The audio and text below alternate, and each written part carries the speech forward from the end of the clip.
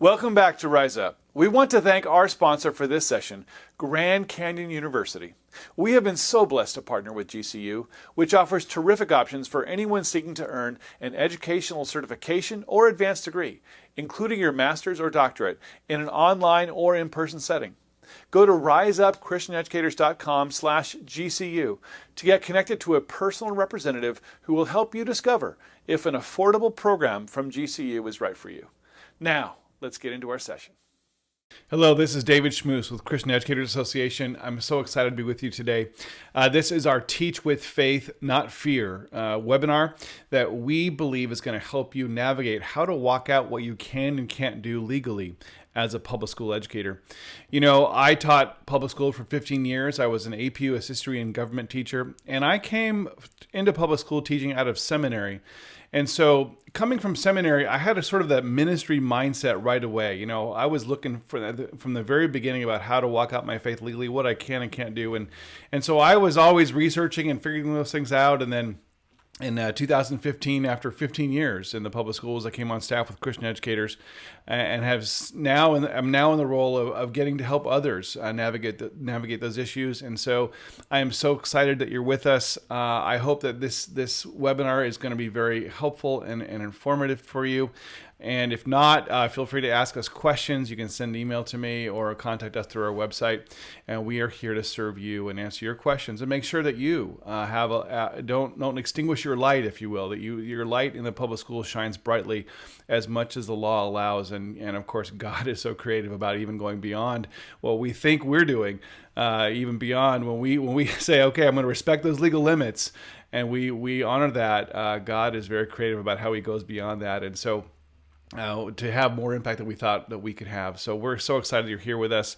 You know, I imagine you have a lot of questions about what you can and can't do. And we're going to be covering some of those. You know, for example, one day I was driving into school and I was praying to the Lord. I said, Lord, what do you want me to do today to honor you, to extend your kingdom, to fulfill my purpose as a teacher? And I felt like he told me to pray for my principal. Now, that was actually kind of a frightening proposition for me for a whole variety of reasons. But I kind of wondered, hey, is that illegal? Is that allowed? Can I do that? So I imagine you have your questions. You know, maybe holidays come up and you wonder, hey, does it have to be all like Santa Claus and elves, or can I talk about, you know, the real meaning of Christmas, or can I have a Bible on my desk? You know, these are all questions that we get, and I'm gonna throw some more at your way just a second here. Let me introduce our slides and gonna present some content to you here. So, but yeah, some of these questions: can I have a Bible on my desk? Can I tell students I'm a Christian?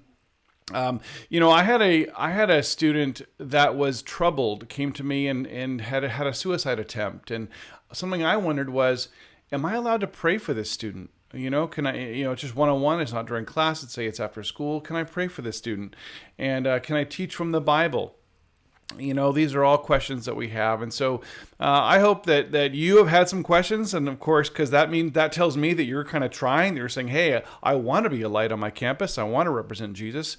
But I don't want to break the law. And so what can I do? So I'm glad you're here to get those questions answered.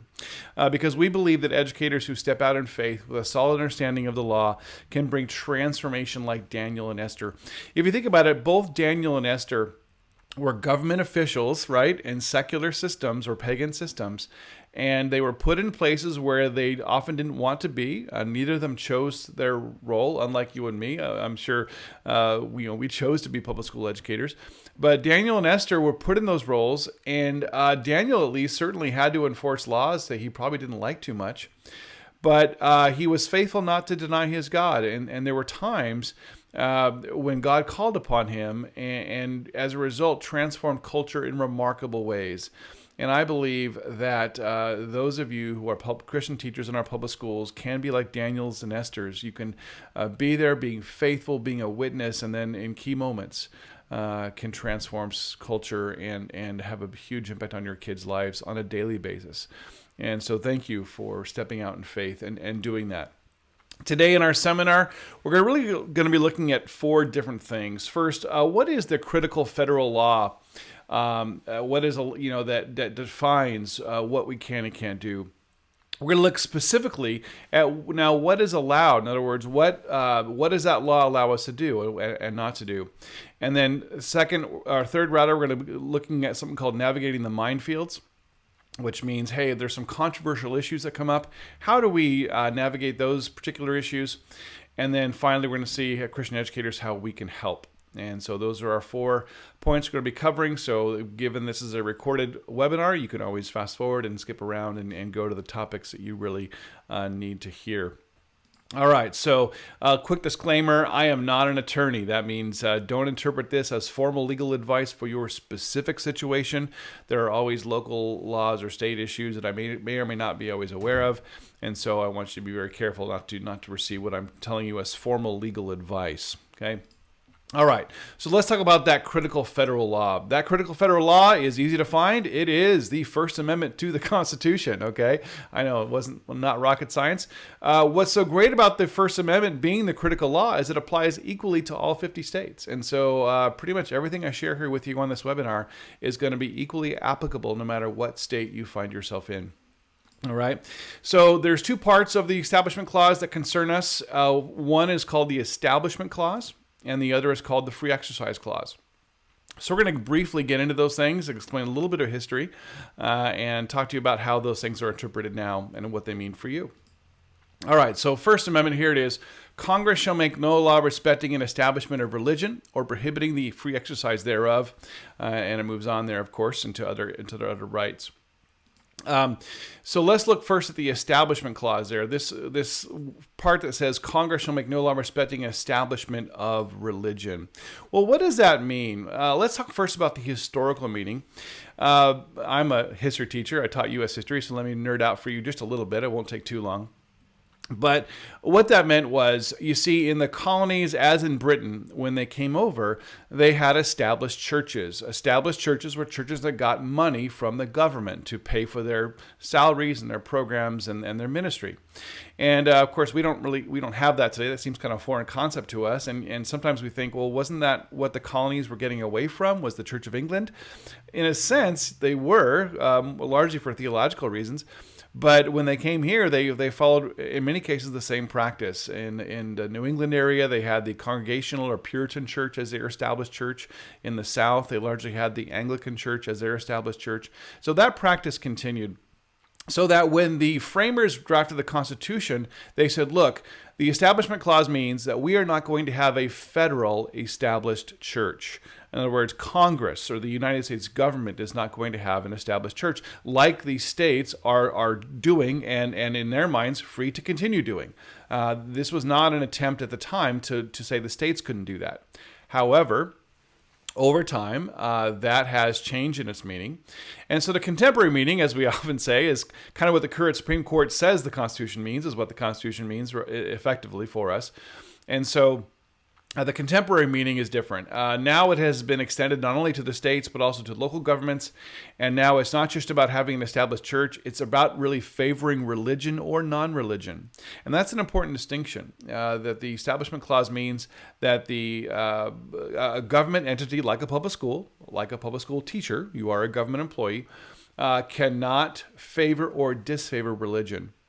And let me explain why that disfavor part is so critical, because I think you probably already know that you can't get up in front of your class and give an altar call. You know, you can't say, hey, who wants to receive Jesus as their Lord and Savior, and lead them in prayer. I'm sure you probably know that's already illegal. Likewise, someone else, another teacher, say an atheist teacher, cannot get up and say, hey, you're a fool if you believe in God.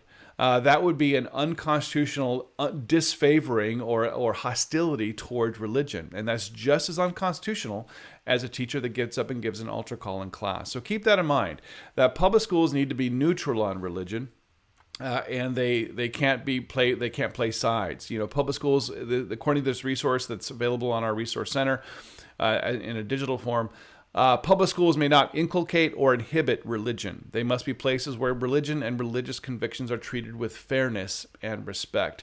And that's really important for us because, you know, sometimes our culture thinks, okay, the Christians have their private schools, and they think, oh, we as the secular society, we have the government schools or the public schools. No, that's not the way it is at all. Public schools are for all of us, the religious and the non-religious alike, and so they're supposed to be neutral on religion. And so you want to be sure that your school and your practices are neutral on religion. But we're going to talk about the kinds of the opportunities that gives us. And there's a blessing in that as well, because if you think about it, you probably, if you had teachers of other faiths, say a Muslim teacher or a Buddhist teacher, you wouldn't want them free to indoctrinate their children into their faith. And so that's sort of the ground rules. And I think it's good for us to respect those ground rules in our public schools. All right, so that's the Establishment Clause. Let's talk now about the Free Exercise Clause.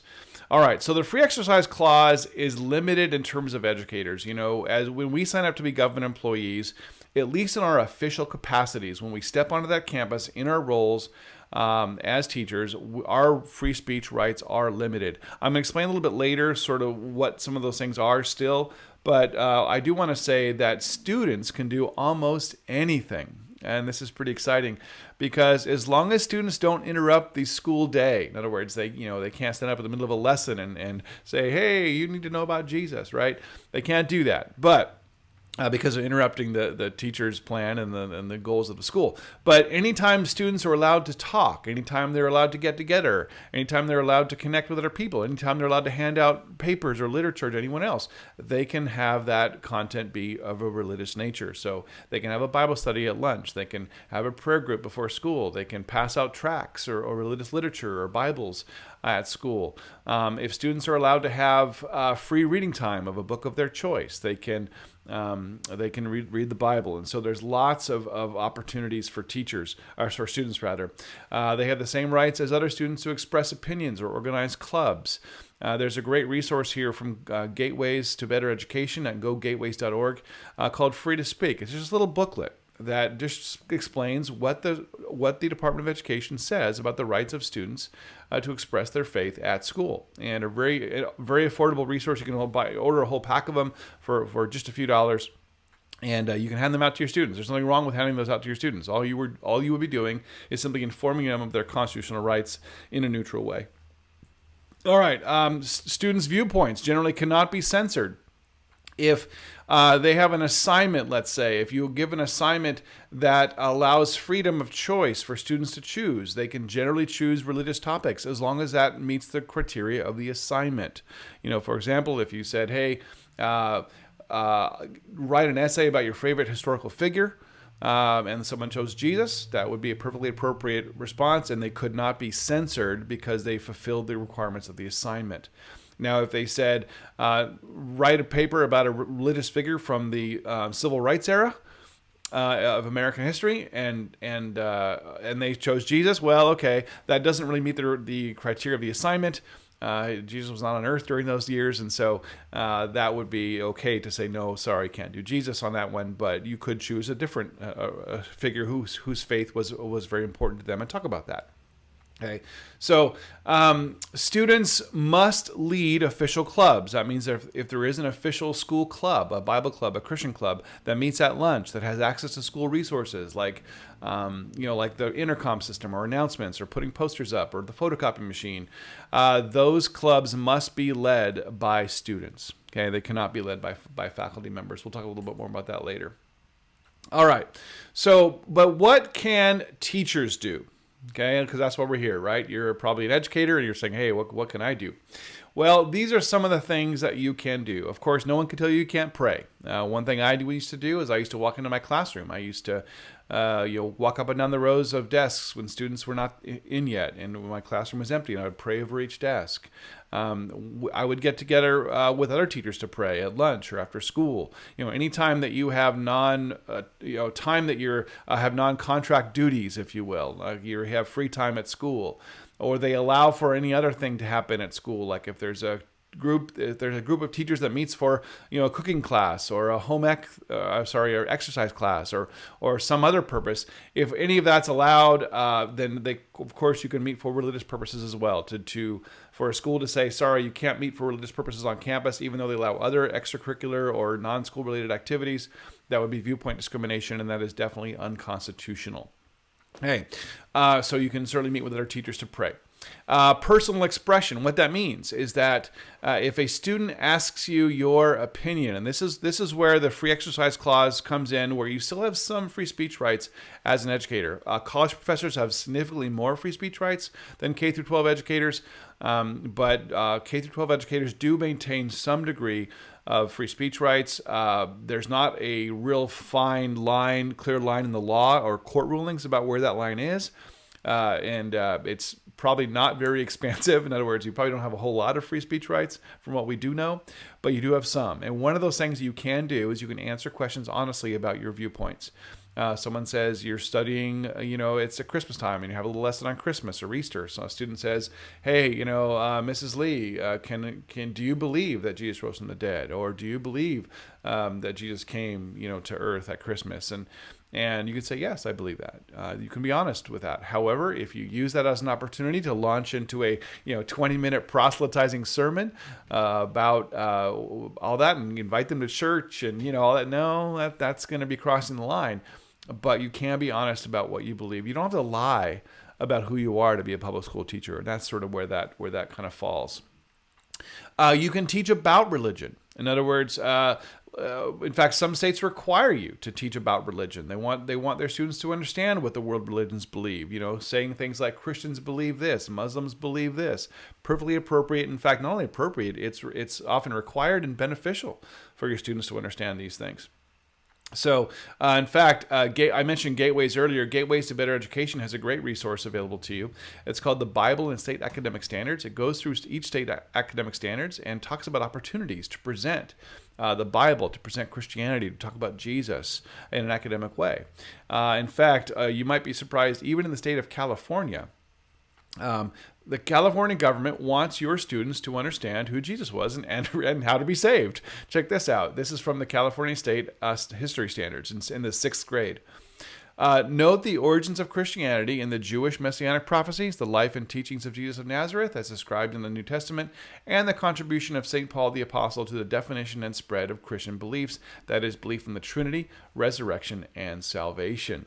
All right, so the state of California wants your students to know how to be saved. That doesn't mean you can lead them in a prayer to do so. We've heard in the news some other teachers have gotten in trouble for, say, having their students repeat, an Islamic statement. I think it is that, there's no God but Allah and Muhammad is his prophet, right? That statement that is key to Islam. There's been some teachers who have gotten in trouble for having students repeat that as a kind of let's learn how to pray the Muslim way, kind of thing. No, don't do that. But they do want you to your students academically to know who Jesus was, what he taught, and who Paul was, and what the message of salvation was. So make sure that you understand in your state standards how to do these things, right? Because wow, what an opportunity you'd be missing if you didn't. Okay, all right. So that's a pretty important thing, the opportunity there. So now let's do a little check for understanding. Okay, a little see how you're doing. I'll give you a little quiz here.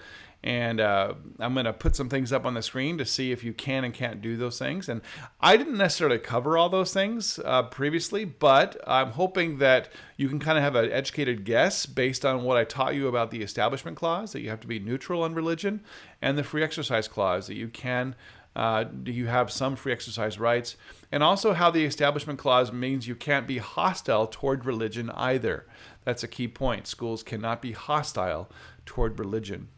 They have to be neutral. Okay, so all right, let's take a little quiz here. All right, so take this as I put these things up. We're gonna answer these one at a time here. So all right, can I have a Bible on my desk? Okay, I'm not sure I gave you enough information to have a great guess on this.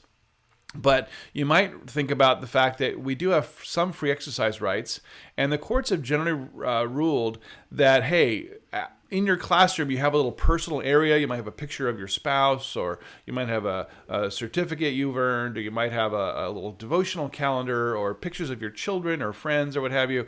And so if you have that little kind of personal space on your desk that as your work area, you can generally definitely have books there that you were reading, and one of those books could be the Bible. So yes, most courts have upheld the idea that you can have a Bible on your desk. Now, if you're using it as a prop, if you're sort of calling students' attention to it, you're kind of, manipulating them by saying, "Hey, did you notice what's on my desk?" Okay, you probably might get a little hand slap there, but no, just having a Bible that for your own personal use on your desk is certainly fine. You can also have a Bible for class use, depending on your subject, and also depending on what else is there. Let's say that you're a history teacher and you have various religious texts in your class library because you study all those world religions. Certainly you can have a Bible there. And so there might be some other circumstances as well where you can have Bibles as well. Okay, so can you pray with students? Okay, so think about, can I pray with students? Would I be favoring religion if I offered to pray with a student? And I think pretty clearly the answer is yes, you would be, and therefore no, this would be a violation of the Constitution to pray with a student. And so you want to be very careful about how you navigate that. A few times in my career, I had students, like, for example, I mentioned earlier that suicidal student. There are times when I thought, it's just a job. And I'm here because God has put me on this campus, and this student is suicidal or facing some major life crisis. And so because I taught 16, 17, 18-year-olds who, could make some of these decisions, more for themselves, I would say, hey, do you have a faith background? And they almost always said yes. And if they did say yes, I'd say, would you mind if I prayed for you? And I would ask them. And, I'm not suggesting that you do that. I had an awareness when I did that I was breaking the law. But I also realized, as I said earlier, that God put me on this campus for a reason. And so I took those risks. I'm not suggesting you do that, but I never had one student or parent complain. I did have some parents come back to me and say, "Mr. Smoos, thank you so much for praying for my son or daughter." And then I got to pray for them, right? So then it kind of became ministry time. But and praying for parents is generally okay. If you're meeting them not at a school time, not during your class, obviously when students are present.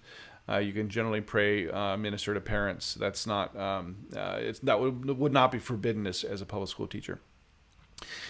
So that's kind of a danger zone there. But again, and also I would say that courts have generally ruled that you need to be more careful with younger students. And this more is not in their capacity of prayer. That's pretty much always illegal. But let's say of sharing your own opinions, that if students are younger, courts have ruled that they're generally less able to differentiate fact from opinion. And so as a result, there's a little greater scrutiny on teachers of younger kids in terms of letting your own opinions out when you're teaching especially about faith issues. All right, I kind of gave away the story a little bit here. Can I answer a question about my faith? I think you already know the answer to that. If you've been paying attention at all, that is yes. The First Amendment Free Exercise Clause allows you to share your opinions if asked. Can I wear a cross necklace? All right. Yeah, this has generally been understood to be part of the free exercise. Sometimes I tell people, well, if your principal says, take off your cross necklace, it kind of brings up another issue of insubordination, which I'll mention in a minute here. But you might ask, well, if there's a Muslim teacher wearing a headscarf, are you going to tell them to take off their scarf? Right, I don't think they probably would. It's sort of a definitive statement about their faith, and they're required to wear it. And so, generally speaking, that kind of religious symbolism is generally okay. Now, if you wore a T-shirt that said, or turn or burn on it or something, or repent and be saved, had a scripture verse, probably not as a teacher. But students can wear that, but not teachers. So, but a cross necklace, something like that, is generally okay. All right, a couple more questions here for you to see how you're doing, see how the comprehension's going. Can you invite students to an event at my church? Well, think about that. If you were on campus in your official role as a teacher and you're inviting students to church, would that be a favoring of religion? I think most judges and courts would say, yeah, that's probably a favoring of religion, so that would be probably illegal to do that. Now, if you're operating a Christian club, and let's say that your church is involved in your Christian club, you might have other people that can do the inviting. So I'm not saying they can't be invited. I'm just saying as a teacher, you probably need to avoid that role. All right, can you say Merry Christmas? There was a story a year or two ago about a principal. I think she was in Oklahoma, somewhere in the kind of the middle part of the country there, and she sent a memo out to her students and said, or teachers rather. She said, hey, by the way, we all know about the separation of church and state, which of course isn't in the Constitution. The Establishment Clause is, and we've explained that. But we all know about the separation of church and state. She said, so this Christmas, we need to avoid any kind of religious references. And she included candy canes, because the J shape stood for Jesus, according to her. And she said red and green was not allowed. She said you could not have a Christmas tree. You could not do Santa Claus because he's Saint Nick. She only allowed the color white and the little snowman from Frozen. Okay, well, she was summarily fired when after putting out that memo, because she expressed what is clearly an unconstitutional hostility toward religion. And so, yes, you can say Merry Christmas. To ban Merry Christmas would be an unconstitutional hostility toward religion. So because of the Establishment Clause, we can say things like Merry Christmas. Okay. Can you have your choir sing sacred music? Well, I gave away the answer there too early, but yes. And here's the test: if you're putting on a show, a music show, a concert, and especially if it's around Christmas, you can sing sacred music, but you should not only sing sacred music. So realize it has to have an academic purpose. So if the academic purpose is we're going to show the different ways people in our community celebrate Christmas. Some sing a sacred song, some sing Santa Claus is coming to town, some sing a Jewish Hanukkah song, what have you. Okay, so we're gonna have a variety of options here for how our community celebrates Christmas, and we're not necessarily endorsing any of those. We're just giving people an overview of how that works. And so yes, those things are generally allowed. That is the test: balance with other selections and an academic purpose. If you're doing those two things, you can generally include religious content in many of your lessons or activities, things like that. Can you put religious quotes on the wall? Well, if you were paying attention to what I just said, you might say maybe, and you'd be right. Okay, maybe is probably the best answer there. I put yes, of course, they're on the slide, but it depends on the quote, and it depends on whether or not you are balanced with other selections. In other words, it can't be only religious quotes on the wall, and whether it has an academic purpose. Okay, for example, if you put John 3:16 up on your wall, you'd be hard pressed to argue that any academic purpose of that would not be overshadowed by the religious purpose of that, because it's just so clearly evangelistic. But there are certain things, when I taught, I would use journal topics to warm up my students at the beginning of the period, and so I would often use quotes out of the Proverbs or things like that. I just put ancient proverb on there. I wouldn't necessarily say Proverbs 3, 5, and 6. Not that that's probably not a verse you would use anyway. It's too religious, but nonetheless. But I would not necessarily put the chapter and verse, but I would just say ancient proverb, and that worked pretty well. We have some great discussions about that. Okay, so there's that. All right, so now kind of covered a little bit what you can and can't do. Again, if you have questions, feel free to reach out to us, and we will answer those. But now I want to move on to navigating the minefields. All right, and this is, of course, a challenging issue. All right, we're talking about things like, evolution, LGBTQ, gender identity, transgender issues, all this new, I would add to that now, critical race theory, things that are coming into our culture, into our classrooms that don't necessarily align with our biblical values, but are becoming more and more part of the curriculum.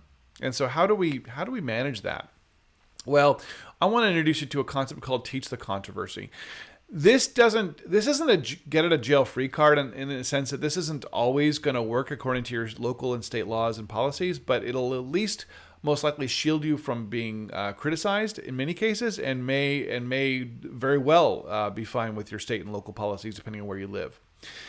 So Teach a Controversy basically means this. You say, hey, there's some really smart people, and they believe this on one side of this issue, and these are some of the things they wrote. Why don't you read those things, and we'll discuss them.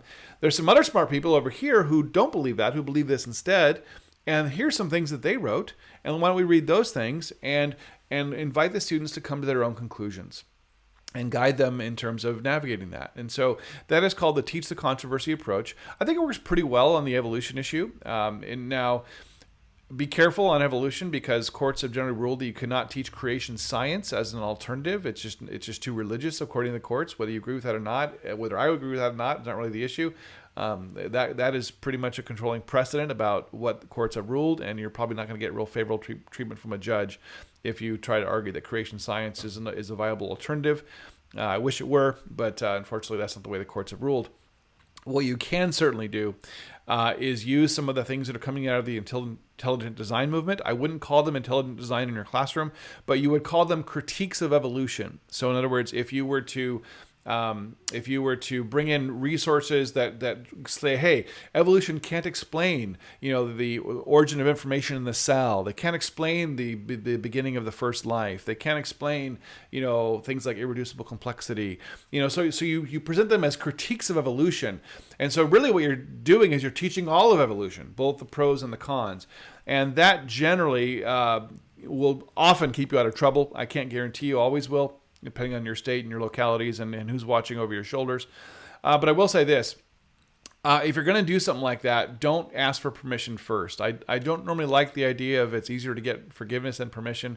But in this case, you definitely want to go that way. Here's why. Because if you go to your principal and you say, hey, I want to teach this lesson critiquing evolution, are you okay with that? By asking your principal, what you're asking them to do is for them to take on the liability for it. In other words, you're saying, I'm exchanging whose rear end is on the line, mine for yours, okay?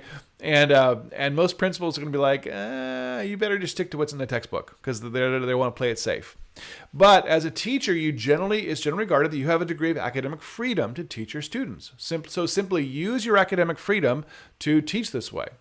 And then if someone complains and if someone investigates, and you can simply say, okay, they'll give you a little slap on the hand, maybe. They'll say you need to teach what's in the standards and nothing else. And here's the deal. The courts have ruled that principals and school boards have the right to direct what is taught in your classroom. And if they give you a directive, no, don't do that, then now you're bound. Okay, now your options are very limited, and you're probably heading towards termination if you try to fight that, unfortunately. But if you just simply exercise your academic freedom as a teacher, explaining the pros and the cons, and you do that, you generally can kind of skate under the radar, and you'll be okay. All right, LGBTQ, gender identity, transgender stuff, that is getting more and more dicey. Teach the controversy will work in some states, but not in others in terms of complying with the law. Let me give you some other information on that. This is some of the kind of ideology that's coming into our schools regarding gender identity. By the way, we have I'll show it later. We have a resource on our website, ceai.org/gender, that provides a lot of resources about this topic. I'm obviously not going to cover it in depth right now in this session.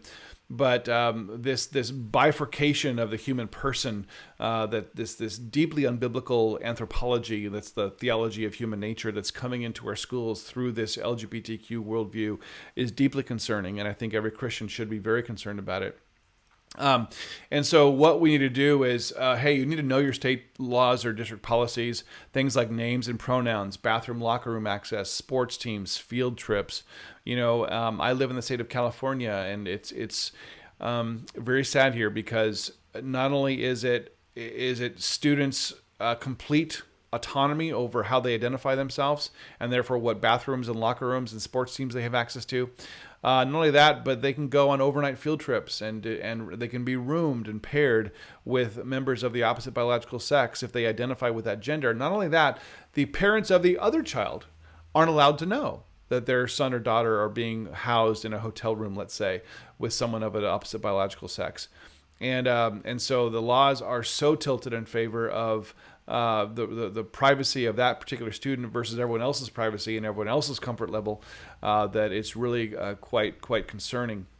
Here's a little map that kind of tries to show where the different states are. If your state is green, like here in California, that means you've got some of the more radical LGBTQ gender identity laws. And so you probably have laws that are similar to what I just described or close to it. The lighter green or the orange, or even red, those are more a lot where there's fewer of these kinds of laws, or probably in the red states, none of these kinds of laws. And so, but that doesn't mean your local district doesn't have policies. I know, for example, Jefferson County in Kentucky has adopted, where Louisville has adopted some district policies that are in line with some of the things they're doing in California. So just because you're in one of these red states or orange states doesn't mean your local district doesn't have these policies in place as well. So you want to know those policies, because any willful violation of a state law or district policy is likely to result in termination. So you need to count the cost. If you're in one of these states or districts where they have these radical laws or policies, if a student says, you must call me by this name and this pronoun, count the cost, because under current court precedent, you're probably not going to win that battle. We are watching several court cases on this, but as of now, and it does not look good for this. So do your best to try to work out a compromise with your student. Maybe you can not use pronouns. Maybe you can use last names. I find a lot of teachers say things like, well, hey, students pick their nicknames. I don't really care what name. I'm willing to kind of meet them in the middle in terms of their name. Maybe I just will try not to use pronouns because they maybe feel like they're reinforcing the lies the student is believing about their gender and their confusion. But they try to work out some kind of compromise. Do the best you can. You can also ask for a religious accommodation. But as we're seeing with this whole COVID vaccine issue, religious accommodations sometimes aren't all they're trumped up to be. Sometimes they say, well, sorry, it's placing an undue hardship on the district to accommodate you, so we can't accommodate you. And the only accommodation is to put you on unpaid leave until the situation changes. Well, that's not an accommodation that you probably want. So it's a very difficult situation we're in, and unfortunately there's not a lot of great answers to that right now. So pray for relief from the courts based on the First Amendment religious rights of educators. We have seen some relief for college professors on this issue. There was a case out in Shawnee State out of Ohio with a professor named Nicholas Meriwether, where he got initially a favorable ruling, and we'll see how the courts that plays out in the courts. But K through 12 educators, we don't have those same kinds of free speech rights typically. All right, and I did mention CI.org/gender as a resource on our website for this gender identity transgender issue. All right, now I want to take a couple moments to explain a couple kind of macro issues that tend to work out on your campus that helps us really navigate how to walk out these issues biblically, because we don't want to come into schools and try to win an argument more than we want to win a friend. We want to lead with the blessing and the grace of Jesus Christ, and of course the truth is there too. But when we sign up to be public school teachers, we're not signing up to enforce our worldview upon the institution, right? We know what we're getting into. We're coming into a government school. And so if we want to enforce our worldview, we probably need to teach in the Christian schools. Okay, so that's kind of important for us to remember. Let's talk first about law versus culture. The fact of the matter is most teachers and most even principals don't really understand these laws that I've just explained to you. And so what happens, what's allowed, what's tolerated, what's not tolerated on your campus is probably more to do with culture than law. Meaning that if you teach in a community that's, say in the Bible Belt or in a very conservative area with a lot of Christians, you may find that there are things allowed at the school that I just told you were illegal, but they happen every day. I was at a seminar a few years ago, and I ran across a principal in one of these areas, and he said, I send out a devotional on my school email to all my staff every morning. I said, well, great. Okay. Your local culture allows that, but if the ACLU ever showed up, that would get shut down very quickly. I encourage you maybe use your personal email address, maybe make some accommodations so that day wouldn't come. But nonetheless, that's really kind of the way it is. So realize that you may have to educate people in the law sometimes. But what happens at your school is usually more about culture than law. And then finally, as I kind of said a little bit earlier, I would encourage you to go in as bridge builders versus bomb throwers. if we come, kind of like Jeremiah 29, he talks about, go and work toward the blessing of the city that you're being taken to. And I know we're not in exile. I know it doesn't apply exactly to our situation, but that scripture was given to the Jews that were in exile in Babylon. But I think the same mindset works for us in the public schools. Go there for the benefit of the school. Try to make your principal look good. Try to build up what's happening there to the extent that you can. Obviously, there are things we cannot participate in. I get that. But work to be bridge builders rather than bomb throwers. And let me say this. If your principal comes and says about any of these things, like the Bible on the desk, for example, take that Bible off your desk, that's not allowed. Be very careful how you respond, because our encouragement at CEI is to go ahead and take the Bible off your desk and then call us. Okay? And here's why. Because you want the issue to be the issue, not you don't want to be fired for insubordination. Okay? You can be fired for insubordination even if the principal was wrong about what he asked you to do. Okay? For example, you may be familiar with Coach Kennedy up in Bremerton, Washington. Coach Kennedy, a great man of God. Love the guy. But his case is very instructive for us. He began to pray after football games. He would walk out to the middle of the field on the 50-yard line. He would kneel down and he would pray. Well, in his mind, the game's over. I'm doing this on my own. I'm not telling anyone else they have to. I'm just going to go pray. Well, of course, as a leader of young men, eventually his players began to follow him out onto the field. And pretty soon there were players from other teams joining him. And so you'd have groups of, dozens of kids out there praying with the coach at the 50-yard line after football games. Well, eventually someone complained, and the district looked into it and they said, you got to stop doing that, because you're still coaching, you're still on the field, you're still in your uniform, your players are still there. You're leading them in prayer, even if that's not what you intended originally. That's what you're doing, and that's unconstitutional. You got to stop. Well, Coach Kennedy believed that it was in his right to do that. So Coach Kennedy kept doing it. Well, Coach Kennedy was eventually fired. And when he went to court, what they ruled was, hey, Coach, you were fired for insubordination, not for praying with kids. And so Coach Kennedy wanted the issue of prayer to be tested in the courts, whether he had the right to do that. Instead, what was the only thing the courts ruled on was that he was fired for insubordination. And they never had to rule on the issue whether he was allowed to pray or not. So I'm telling you, if you're told to do something, do it, and then come back to us, and we'll go back and talk to your principal about, or equip you to talk to your principal about what the court rulings are. And then if that doesn't go well, then we kind of lawyer up and we do what's next. But that's a better way to handle things than just simply, nope, I'm not going to stop. I'm going to keep doing this. You can't make me. That's probably the attitude that's going to get you fired for insubordination, and it's going to prevent the issue you want to be tested in the court from actually being tested in the court.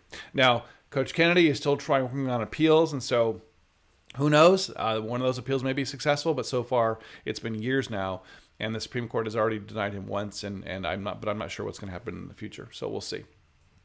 All right. Let's talk about a couple of resources to help you and to walk out your faith. We on our website in our resource center, cei.org/resource center. We have several things there. I'm just going to highlight two of them. There's a short little 3-minute video. Let's say that you've loved some of this content. You're like, oh, this is great. I want to send this to all my friends, but you kind of have a feeling, they're probably not going to sit down for an hour-long webinar, but they'll watch a 3-minute video. Okay, great. Send them this one. It's 3 minutes, and it gives a quick little overview of what you can and can't do. Next, there's also on our website is a handout. It's just something they can post on your wall in the classroom. Your Religious Liberties as a public school educator just runs down many of these things that I've already explained there. So be sure to get that. And I'll also put it in the links below for this webinar as well. All right. So how can we help you? Our fourth point we're moving on to today. How can we help? Let me explain what Christian Educators is and how we come alongside public school teachers like you. We've been around since 1953, and we've been equipping, encouraging, and empowering Christians in our public schools since then. We have members in all 50 states, and we really support you in two ways. One, we protect you in your job, and then two, we equip and encourage you to walk out your faith. All right, so let's kind of go into those two things real quickly. How do we protect you, and how do we equip and encourage you? So first, it's all about protecting. We offer a $2 million liability insurance policy. That means if you are sued in the line of duty, you have a $2 million professional liability policy behind you that protects you. That's double what most unions offer, for example. Most of them offer a $1 million policy. We offer a job protection benefit. That means if you are suspended, if you are terminated, if you are under serious discipline issue that is likely to result in a suspension or termination, that triggers the job protection benefit. That means a local lawyer is provided to you, paid for you, to protect you and represent you in those cases. And so, the nice thing about that, by the way, is that attorney works for you. I'll talk more about unions in a minute here, but when you're working through a union, that attorney works for the union, not for you. And if they don't like what you did, they can actually pull your coverage. But with, I'm not saying they will do that, but they can. Now with us, because that attorney works for you and that insurance policy is in your name, even if we don't like what you did, that attorney still remains beholden to you, not to us. So that's a local attorney to represent you in a job action. And finally, our most popular benefit is unlimited legal and educational consultation. What that means is that you have unlimited access to our experts, both educational and legal experts, to ask any question that might come up. Whether that's questions about religious issues, whether that's questions about educational issues like, IEP or discipline or all kinds of things that may come up, you might have questions about. And so we are here to serve you in that way. And we've gotten lots of calls this year, and I'll explain more about that in a second here. All right. And so we do offer, another way we're different than unions, we offer protection from a biblical worldview. We'll pray for you. We'll give you godly biblical counsel about the situation you're facing.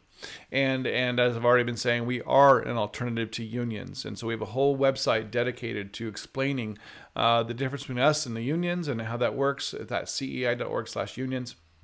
And so I'd really encourage you to pray about, does your union represent your values if you're a member of one? I came to the point in 2005 as a teacher where I just said, I can't do this anymore. I can't pay. In my state, it was about $1,000 a year. And I said, I can't continue to pay these crazy amount of union dues to continually support things I don't like. Now, you might think, well, I like my local union, and that's great. But in most states, I'm thinking pretty much every state, your local union only gets a very small portion of your union dues. It's usually about 10 to 20%, if that. And so the vast majority of your union dues goes to your state and your national unions, and they are doing radical things with it. They are advocating for and funding this agenda that's coming into our schools. And that's easily to document. If you go to the cia.org/unions page, you'll see some of that there. All right, some testimonies from some of our members. For years, I served as head of our union, but always felt a deep internal conflict to be a paying member in an organization that did not stand for my Christian beliefs. As I read the information about CAI and I watched the videos, I became very excited, almost giddy, to be part of an organization that valued what I did and would protect the values I hold dear for a fraction of the cost I paid before. Another testimonial. Thanks to CAI, my status is good. I was connected with a local attorney, and once he acted and made his presence in my case known, things moved. I was cleared of all charges of abuse and escaped all disciplinary measures that were possible in my situation. Thank you. Of course, can't promise those results in every case, but every case is unique. But we certainly work to serve our members and protect them in their jobs. Be sure when you go to the unions page, you look at the frequently asked questions, because people have questions. Hey, if I leave my union, do I lose my pay, health insurance, retirement? No, the answer is no to none of that. You don't lose any of that. There are some things that are affected, but not pay, benefits, or retirement, certainly. And so be sure to check out those to make sure that you're doing this on an informed basis. Okay. All right. And on that unions page is the big red button. It says click here if you want to exercise your new rights. That will lead you through a process of resigning membership in your union. Okay. So if you're ready to do that, go ahead and go there, resign membership in your union, and then be sure to join us, which I'll explain in a minute. In terms of serving our members, in last year we had almost 570 calls from our members, and they broke down into various categories, as you see here. This is up through June 2021, and a lot of those contract unemployment cases were about COVID issues and navigating things like vaccine mandates and things like that. So That's kind of the year we've had. So it's been a challenge, but we have walked many of our teachers through all kinds of things that they faced dealing with COVID and a whole host of other issues. All right, so that's partly how we protect our members, a little piece of that story. Now let's talk about how we equip and encourage our teachers. We want to extend God's kingdom and presence through equipped ambassadors for Christ in our schools. That's really kind of what we're about. We do that a couple primary ways. One is through things called Lift America events and Lift groups, which if you go to our website at ca.org/liftamerica, there's more information there. These are typically dinner, nighttime events where we gather our teachers from across an entire community or neighborhood or city. And we say, hey, how can we encourage you? And we give them testimonies and we inspire them to realize they're not alone. And there's other teachers and other campuses, other schools in their community walking out their faith, and hey, they can do it too. And so these are, I think, culture-changing events because they get us out of that culture of fear and isolation and into a culture of, no, I can walk out my faith, and here's some people that are doing it and that come alongside me. And out of the Lift events, we encourage you to start a Lift campus group that's Lasting Impact Fellowship for Teachers, and meet with teachers on your campus to encourage one another. All right, and then something brand new we've come up with is called the Awake One Day Experience. I'm very excited about this. This is a one-day experience where we get into kind of some real heart issues and our thinking issues and things that might keep us back from stepping out more confidently in faith. Maybe we have some beliefs about God or beliefs about ourselves that have kind of crept in and disrupted our ability to kind of step out in faith. We kind of look and get some healing, get some perspective on those things. We look at what our mission is, and we have a great time with about 25 to 40 other teachers in a room, so to speak, approximately. We've done bigger events than that and smaller events than that, but that's about what we typically do. And it's a day long, multifaceted experience where we're doing skits, we're doing table work, we're praying for each other, we're doing we're worshiping. And by the end of the day, teachers walk out of there fulfilled and encouraged and strengthened and inspired and equipped to step onto their campus, step onto their school, and be an ambassador for Christ. And so if you want to think about bringing an Awake One Day experience to your community, go ahead and check that out at ci.org/awake. All right. So other things we do to equip and encourage our members: we offer prayer support. We have a award-winning magazine. We've won lots of awards from the Evangelical Press Association. So check out Teachers of Vision magazine. That's free online, by the way, for anyone at magazine.ceai.org. We offer a daily devotional every day if you want it. We don't spam you, but if you sign up for that, you'll get from September to June, you'll get a devotional in your email box. And it's a great way to start your day. We have the Saved by Grace blog on our website as well, and that's usually a weekly post designed to encourage you as you walk out your faith as a Christian educator. And we also send email updates on a regular basis to keep you informed of events and opportunities and developments affecting Christian teachers. And so we believe that it's a great value to be a member of ours. Consider becoming a member with coverage. There's a video on our website called the Protection Wing video. I'd really encourage you to check that out. As an introduction to how the membership piece works. It's only about 3 minutes long. And I want to give you an offer. If this is part of our Rise Up Summit, you may be watching this after Rise Up, and if so, this we might have something else going on at that point. But for right now, until Friday, October 29th, if you join Christian Educators as a full-time member with coverage, then we will send you a full-size classroom poster of your choice. One is more for secondary, one's more for elementary. These posters are great tools for you to have in your classroom. You can see the digital versions of those in our resource center if you want to go check that out. And so know which one you want, but that's a great offer. And just when you join, just choose the Rise Up Summit for how you heard about CAI, and there's an opportunity at the end of the application online to do that. Okay. All right. You're probably wondering, well, how much does it cost? Well, I'm happy to say it is between 1/2 to 1/5 the cost, depending on where you live, of your union dues. It's only $239 a year, or if you want to do $20 a month, you can do that too. You can join at cei.org.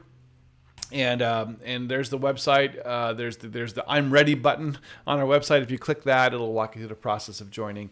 And I just want to tell you, we so look forward to serving you. I hope that this has been informational, and I hope it's been inspirational as well. We want you to be those Daniels and Esthers, to be ambassadors for Christ, to walk out on your campus, your faith. Take Jesus with you. Don't leave him in the parking lot. He wants to do things on your campus. He wants to do things in your school. And for my Midwest friends, he wants to do things in your building. I know sometimes I use language that's a little bit regional. And so we just want to stand behind you, want to pray for you, want to encourage you, support you. So I'm going to pray for you right now. Lord Jesus, would you bless these teachers? Would you fill them with boldness and courage and faith? Would you speak to them in their still small voice about how you're calling them to step out as ambassadors for Christ? And would you equip them to do so? Lord, thank you for their heart, for their faith, for their courage, and may you go ahead of them and protect them. In Jesus' name we pray. Amen. All right. Thank you so much for being with us. Have a wonderful day.